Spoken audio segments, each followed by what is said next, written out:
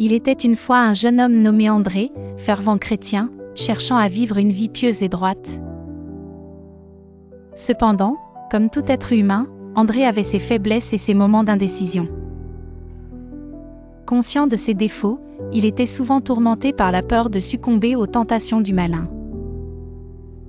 Un jour, lors d'une réunion de prière, le prédicateur Serge partagea un message poignant: « Satan ne peut pas lire nos pensées, mais il peut comprendre nos gestes et écouter nos paroles.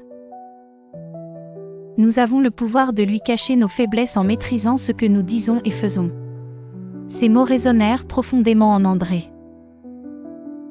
Voulant adopter ce message dans sa vie quotidienne, André décida de veiller sur ses paroles.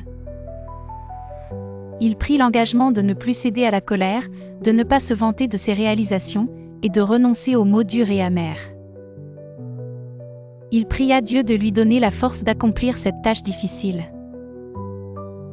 Au début, ce fut un défi ardu. Les impulsions étaient fortes, et André se sentait souvent sur le point de céder. Néanmoins, il se souvenait des paroles du prédicateur: « Celui qui veille sur sa bouche garde son âme. » Chaque matin, dans sa prière, il demandait à Dieu de le guider et de le protéger des tentations. Jour après jour, André devint plus vigilant. Il observait ses collègues au travail, les gens autour de lui, et remarquait leurs paroles hâtives qui souvent les menaient à des conflits et des malentendus. Cela renforçait sa décision de rester discret et il constata qu'en gardant le contrôle de lui-même, sa vie devint plus paisible et harmonieuse. Ce n'était pas la fin de ses luttes, mais André savait que chaque petit effort contribuait à tisser autour de lui une toile de protection.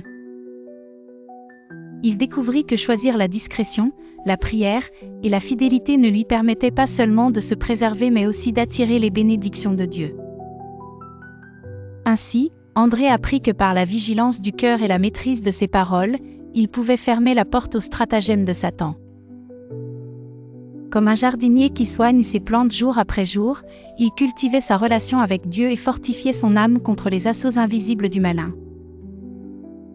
La leçon finale de cette histoire est qu'en maîtrisant nos paroles et actes, nous fermons la porte aux stratégies du malin, nous protégeant ainsi des pièges de nos faiblesses. Serge le prédicateur t'encourage.